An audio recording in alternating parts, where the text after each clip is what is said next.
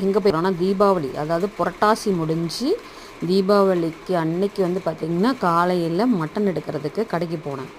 அங்கே போய் மட்டன் வந்து கொஞ்சம் இளா ஆட்டுக்கறியாக முன்னாடி ஃபோன் பண்ணி சொல்லிட்டேன். நான் இளா ஆட்டுக்கறியாக இருக்கா இருக்குது அப்படின்னு சொல்லி நான் எப்போவும் ரெகுலராக அங்கே தான் வாங்குவேன். ராக்கியபாளையத்தில் அக்பர் அலிங்கிற ஷாப்பு. அங்கே பார்த்திங்கன்னா நல்லாவே வெட்டி கொடுப்பாரு. நல்லா இளா ஆட்டுக்கறியாக தொடக்கறி வேணும்னா தொடக்கறி, கழுத்துக்கறி வேணுன்னா கழுத்துக்கறி, கேட்டால் நெஞ்செலும்பு கேட்டால் நெஞ்செலும்பு அந்த மாதிரி கொடுப்பாரு. நல்லாயிருக்கும் டேஸ்ட்டாக. நல்லா மென்று சாப்பிட்டு சக்கையாக வராது. ரொம்ப சாஃப்டாக இளம் ஆட்டுக்கறியாகவே தான் போடுவார். சின்னதாக கேட்னா சின்னதாக கொடுப்பாரு. தொக்கு கறி வாங்கினோன்னா எலும்பு இல்லாமல் கொடுப்பாரு.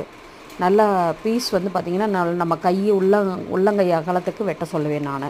ஏன்னா வந்து பிரியாணிக்கு வந்து அந்தளவுக்கு போட்டால் தான் அது பாயில் ஆகி அந்த இது வந்து வெந்து பார்த்திங்கன்னா அந்த சைஸு சின்ன சைஸ்க்கு வரும். அதனால நல்ல டேஸ்ட்டாகவும் இருக்கும் அவர் கடையில் வாங்குகிற கறி. நான் ஒரு 5-6 வருஷமாக அவர்கிட்ட தான் வாங்கிட்டுருக்கேன். இப்போவும் வந்து பார்த்திங்கன்னா இங்கே மாறி வந்துட்டோம். இருந்தாலும் நான் அங்கே தான் போய் மட்டன் எடுத்துகிட்டு வந்தேன்.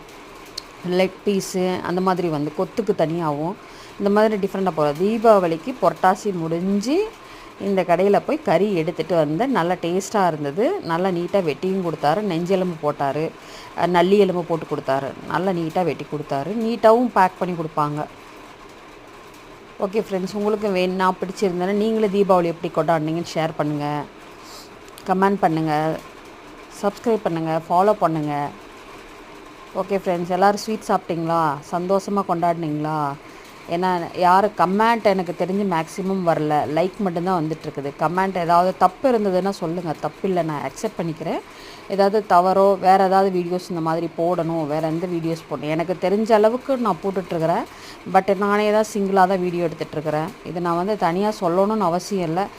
உடல்நிலை வேறு கொஞ்சம் உடம்பு சரியில்லாமல் இருந்துச்சு. இப்போ ஓகே, ஃபர்தராக வந்து ரெடி ஆகிட்டேன். ஏன்னா தீபாவளி கொண்டாடணும். ஹாஸ்பிட்டல் போய் இன்ஜெக்ஷன் போட்டேன். நாட்டு மருந்து தான் எடுப்பேன். இருந்தாலும் இப்போ ஹோமியோபதி எடுத்தேன் இந்த டைம். அதனால் ஓகே, இன்ஜெக்ஷன் போட்டு சரியாகலைன்னு ஹோமியோபதி எடுத்தேன். ஓகே ஃப்ரெண்ட்ஸ், பாய்.